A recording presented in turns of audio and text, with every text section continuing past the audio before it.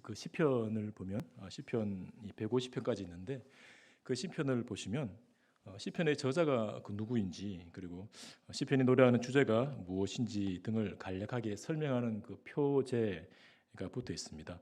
오늘 본문 126편의 표제는 성전에 올라가는 노래입니다. 이 성전에 올라가는 노래라는 표제는 120편부터 134편에 붙어 있는데요. 절기를 맞아서 성전에 올라오는 순례자들이 이 시편들로 하나님을 찬양했다고 합니다. 시편 126편은 누가 언제 기록했는지 정확히 알 수 없습니다. 하지만 내용을 보면 어떤 사건을 배경으로 이 시편을 기록했는지를 추측해 볼 수 있습니다. 1절을 제가 읽겠습니다. 여호와께서 시온의 포로를 돌려보내실 때에 우리는 꿈꾸는 것 같았도다. 시편 저자는 자신이 경험한 놀라운 일에 대해서 노래하고 있습니다.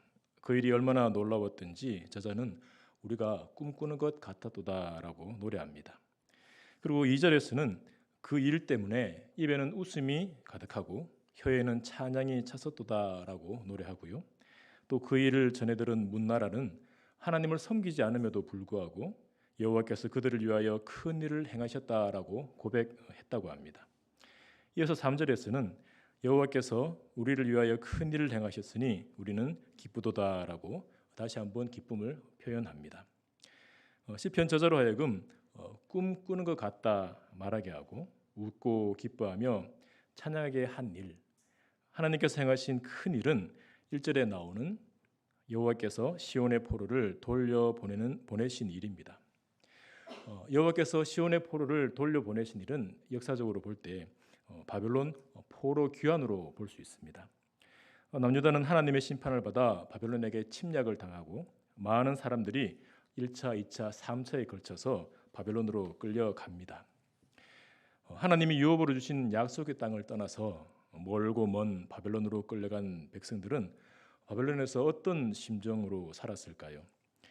모르긴 몰라도 하루로 더 빨리 고향으로 돌아오고 싶었을 겁니다. 하지만 그들은 고향으로 돌아오지 못한 채 계속 외국 땅에서 포로민이라는 그 신분으로 살아야 했습니다. 그런데 그 백성들이 고향으로 돌아오는 때가 왔습니다. 백성들이 고향으로 돌아오는 것은 그들의 힘으로 된 것이 아닙니다. 그들이 그 나라에서 반란을 일으켜서 탈출한 것도 아니고 정부 관리에게 또 왕에게 많은 돈을 바쳐서 벗어난 것도 아닙니다. 그들이 포로에서 벗어나 고향으로 돌아온 것은 메데 바사의 고레스 왕이라는 그 왕이 온 나라의 칙령을 공포했기 때문입니다. 고레스 왕은 바벨론을 멸망시킨 메데 바사의 왕인데 그가 왕이 된 원년에 온 나라 사람들을 향해서 칙령을 공포합니다. 그 칙령의 내용은 대략 이렇습니다. 바사 왕은 하늘의 하나님이 자신을 강한 왕으로 세우셨는데 그 하나님이 유대 예루살렘의 성전을 건축하라고 명령했다라고 공포합니다. 그러면서 하나님의 백성된 자들은 유다 예루살렘으로 올라가서 하나님의 성전을 건축하라라고 합니다. 그리고 포로로 잡혀온 유다 백성들이 어디에 있든지 그 주변에 있는 사람들은 은과 금과 물건들과 짐승들로 도와주고 그 외에도 하나님의 성전을 위해서 예물을 기쁘게 드리라고 공포합니다. 그 당시 고대 근동을 지배하던 메데 바사의 왕이라면 말할 수 없이 넓은 땅과 수많은 사람들 위에 군림하는 뭐 하나 부족할 수 없는 절대자인 왕이었습니다. 그런데 그런 고레스 왕이 왜 이런 칙령을 공포했을까요? 그때의 상황이 에스라 1장 1절에 기록되어 있습니다. 에스라 1장 1절을 같이 읽겠습니다. 시작. 바사 왕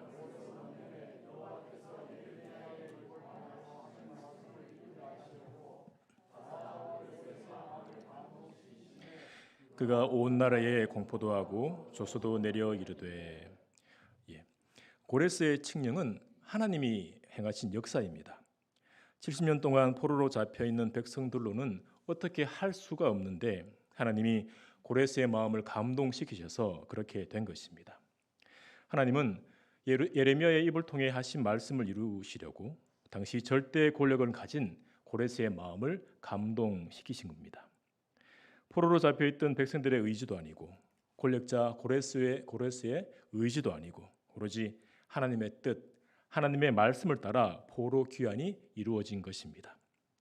하나님은 남유다가 멸망하기 전 예레미야 선지자를 통해서 심판의 말씀을 선포하시면서 70년에 대해서 이미 말씀하셨습니다. 여호와께서 이와 같이 말씀하시니라. 바벨론에서 70년이 차면 내가 너희를 돌보고 나의 선한 말을 너희에게 성취하여 너희를 이곳으로 돌아오게 하리라. 하나님은 백성들이 하나님의 말씀을 무시하며 또 적극적으로 죄를 짓고 살 때에, 하나님의 말씀에 귀를 기울이지 않을 때에 예레미야를 통해서 말씀하셨고 그 말씀대로 역사하셨습니다. 백성들을 묶고 있던 포로민이라는 족쇄는 우연히 벗겨진 것이 아니라 하나님의 말씀대로, 하나님의 뜻대로 되어진 일입니다. 하나님이 하나님의 뜻을 따라 말씀하신 대로 시온의 포로를 돌려보내셨습니다. 백성들이 꿈인가 생신가 할 만큼 감격스러운 일을, 웃음과 찬양이 가득하게 하는 기쁜 일을 말씀을 따라 이미 정하신 대로 이루셨습니다. 하나님은 포로된 남유다 백성들을 위해서 백성들이 놀랍도록 기뻐하는 큰 일을 행하신 것입니다. 하나님이 백성들을 위해서 행하신 큰 일이라는 이 이미지는 저와 여러분의 구원받음을 생각나게 합니다. 저와 여러분은 죄와 사망의 권세 아래 놓여 있던 자유가 없던 죄인이었습니다. 이런 죄인들을 위해 하나님은 말할 수 없이 큰 일을 하셨습니다. 그 일에 대해 사도 바울은 로마서 5장 8절에 이렇게 말합니다. 우리가 아직 죄인 되었을 때에 그리스도께서 우리를 위하여 죽으심으로 하나님께서 우리에 대한 자기의 사랑을 확증하셨느니라. 어쩌면 우리가 자주 듣는 말씀이어서 이 말씀이 어떤 무게를 가지는지 그냥 지나칠 수 있습니다. 우리는 죄인이었다. 그리스도께서 우리를 위하여 죽으셨다. 그것은 하나님의 사랑을 보여준다. 이렇게 간략하게 말해 버릴 수도 있지만 이 말씀 속에 담긴 무게를 묵상하면 우리는 여호와께서 우리를 위하여 큰 일을 행하셨다라고 고백할 수밖에 없습니다. 온 세상을 창조하신 하나님은 눈에 보이는 세계와 보이지 않는 모든 세계의 주인이십니다. 세상의 그 어떤 권력자도 창조주 하나님의 권세 앞에서는 한낱 티끌과 같습니다. 하나님은 무한하고 영원하고 불변하신 분이십니다. 존재가 그러하시고 거룩하심이 그러하시고 공의가 그러하십니다. 그런 하나님이 아니 계신 곳이 없이 온 세상에 존재하십니다. 무소부재하십니다. 어느 곳이나 어느 시간이나 무한하고 영원하고 불변하게 존재하고 계십니다. 하나님의 존재하심이 그러하다면 세상의 그 누구도 하나님 앞에서 도망칠 수 없습니다. 한번 이런 상상을 같이 해보겠습니다. 여러분이 날마다 숨 쉬는 순간마다 단 1초의 예외도 없이 하나님 앞에 계신다면, 하나님이 여러분 앞에 1분 1초도 어김없이 늘 계신다면 여러분은 어떨까요? 하나님이 함께 하신다면 자녀된 우리에게는 말할 수 없이 복된 일입니다. 무한하고 영원하고 불변하신 하나님이 한치의 흔들림 없이 자녀와 함께 하시면 그것보다 귀한 일이 어디 있겠습니까? 하지만 우리가 하나님의 자녀가 아니라 죄인이라면 어떨까요? 하나님은 거룩하심이 무한하고 영원하고 불변하신 하나님이셔서 죄와는 가장 멀리 계셔야 하고 죄인이라고 하면 소멸하는 불로 순식간에 심판하셔야 하는 공의로운 하나님이십니다. 그런 하나님이 죄인과 단 1초의 예외도 없이 함께 하신다면 그 죄인이 그것을 견뎌낼 수 있을까요? 죄인도 죄인이지만 하나님의 거룩하심과 공의로우심을 생각하면 죄인을 그냥 내버려 두실 수 있을까요? 하나님이 한치의 망설임도 없이 죄인의 변명은 듣지 않은 채 무서운 심판을 내리셔도 죄인은 아무 할 말이 없습니다. 그런데 그런 하나님이 죄인을 위하여서 놀라운 일을 행하셨습니다. 죄인이 살 길을 주셨습니다. 하나밖에 없는 아들에게 죄인들의 저주스러운 죄를 뒤집어 씌우셔서 십자가에 죽게 하셨습니다. 죄인을 사랑하시기로 결정하시고 순식간에 소멸당해도 아무 할 말이 없는 죄인을 위해 가장 사랑하시는 아들을 내어주셨습니다. 죄인이 하나님 앞에서 어떤 노력을 해서가 아닙니다. 하나님이 창세로부터 정하신 뜻대로 그 섭리대로 그렇게 하신 겁니다. 죄인이 여전히 적극적으로 죄를 지을 때, 하나님을 업수히 여기는 그때에 자기 아들을 저주스러운 나무 십자가에서 죽게 하셨습니다. 저와 여러분이 그 죄인이었습니다. 저와 여러분을 위해 하나님이 자기 아들을 저주스러운 십자가에서 죽게 하셨습니다. 하나님이 우리를 위하여서 놀라운 일을 행하실 때 그 일이 쉬웠을까요? 예수님은 십자가가 고민이 되어서 사랑하는 아버지로부터 죄인으로 정죄받아 죄의 저주를 뒤집어 쓰는 것이 너무나 괴로워서 십자가 위에서 나의 하나님, 나의 하나님, 어찌하여 나를 버리시나이까 라고 외쳤습니다. 사랑하는 아들의 그 처절한 외침에 하나님은 침묵하셨습니다. 그 침묵이 하나님께 쉬운 일이었을까요? 이렇듯 하나님은 저와 여러분을 위해서 큰 일을 행해 주셨습니다. 하나님이 우리를 위해서 행하신 이 큰 일에 저와 여러분이 바르게 반응하면 좋겠습니다. 시편 저자는 여호와께서 시온의 포로를 돌려 보내실 때에 우리는 꿈꾸는 것 같았도다 노래합니다. 우리의 입에는 웃음이 가득하고 우리의 혀에는 찬양이 찼었도다 노래합니다. 여호와께서 우리를 위하여 큰 일을 행했다고 노래합니다. 이런 감격과 기쁨이 우리 안에 일어나기를 소망합니다. 우리 가운데는 하나님이 나를 위해 행하신 큰 일을 깨달으며 구원의 감격을 누린 분도 계실 겁니다. 그리고 어쩌면 아직 나를 위해 행하신 큰 일이 무엇인지 깨닫지 못하여 구원의 감격이 무엇인지 모르는 분도 계실 겁니다. 하나님의 구원하심에 감격해 보신 분이든 또 그렇지 못한 분이든 동일한 소망을 품고 하나님께 나가시면 좋겠습니다. 그것은 지난 날은 어땠는지 모르지만 앞으로는 날마다 하나님이 행하신 큰 일을 기억하며 하나님과 바른 관계, 바른 교제로 나가는 것입니다. 고레스 칙령을 따라 예루살렘으로 돌아온 백성들이 제일 먼저 한 일은 하나님의 성전을 건축한 것입니다. 하나님의 백성에게 하나님의 성전을 다시 건축한다는 것은 무슨 의미일까요? 하나님께서 백성 가운데 거하신다는 의미입니다. 하나님은 다시 백성들의 하나님이 되고 백성들은 다시 하나님의 백성으로 세워진다는 의미입니다. 하나님의 성전을 건축한다는 것은 다시 한번 하나님과 바른 관계로 나가는 것을 말합니다. 저와 여러분이 어제와는 또 다르게 날마다 새롭게 소망해야 하는 것은 하나님과의 바른 관계에 있는 하나님과 바른 교제를 이어가는 하나님의 자녀로 서가는 것입니다. 매일매일의 삶을 살아갈 때 하나님이 나를 위하여 행하신 큰 일, 구원의 은혜를 새롭게 묵상하며 하나님을 기뻐하시는 자녀로 서가시기를 소망합니다. 하나님이 나를 위하여 행하신 큰 일로 인해 하나님을 아버지라 부를 수 있는 것이 얼마나 감격스러운 일인지를 깨달아가는 저와 여러분이 되기를 소망합니다. 시편 126편은 두 부분으로 나눌 수 있습니다. 1절에서 3절까지는 과거의 그 은혜를 회상하는 장면이고 4절에서 6절은 앞날을 바라보며 기도하고 소망하는 장면입니다. 저자는 4절에서 이렇게 기도합니다. 여호와여 우리의 포로를 남방 시내들 같이 돌려보내소서. 70년 동안 다른 나라에서 포로민으로 살다가 다 돌아왔는데 무슨 포로냐 싶지만 고레스 칙령 이후 2차, 3차 기환에도 돌아오지 못하고 다른 나라에 머물러 있던 백성들이 있었습니다. 저자는 아직 고향으로 하나님의 성전이 있는 곳으로 돌아오지 못한 백성들을 생각하며 그들이 속히 돌아오기를 간구하고 있습니다. 여기서 남방이라는 표현은 바짝 마른 상태의 유다 남쪽 지역을 뜻합니다. 남방은 건기에는 바짝 마른 상태로 흐르는 물이라고는 찾아볼 수 없는 불모의 땅이지만 가을이나 겨울에 비가 내리면 순식간에 말라있던 땅 위로 많은 물이 흘러내려서 경작할 수 있는 생명의 땅으로 변합니다. 이처럼 아직까지 다른 나라에 남아있는 포로들을 순식간에 돌아오게 해달라고 시인은 간구하고 있는 것입니다.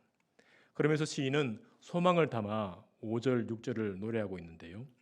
5절, 6절을 보시면 눈물을 흘리며 씨를 뿌리는 자는 기쁨으로 거두리로다. 울며 씨를 뿌리러 나가는 자는 반드시 기쁨으로 그 곡식단을 가지고 돌아오리로다. 씨를 뿌리는 작업은 쉽지 않지만 또 눈물이 날 만큼 쉽지 않지만 그래도 쉼없이 계속해서 씨를 뿌리면 반드시 기쁨의 단을 거두게 된다고 노래합니다.